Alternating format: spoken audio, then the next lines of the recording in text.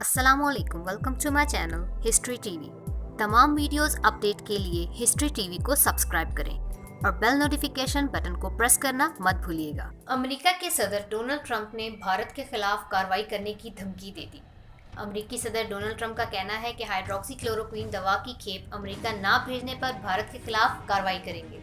बरतानवी media के मुताबिक Bharat malaria की दवा हाइड्रोक्सी क्लोरोक्वीन खासी बड़ी मिकदार में बनाता है। बरतानवी मीडिया का ये भी कहना है कि अमेरिकी सदर डोनाल्ड ट्रंप ने हाइड्रोक्सी क्लोरोक्वीन को कोरोना के खिलाफ लड़ाई में गेम चेंजर करार दे दिया है। दूसरी जानब सदर ट्रंप ने दवासाज कंपनियों को कोरोना की ज़ेर तजुर्बा दवाएं बरतानवी वज़ीर आज़म बोरिस जॉनसन को मुहैया करने की हिदायत कर दी है।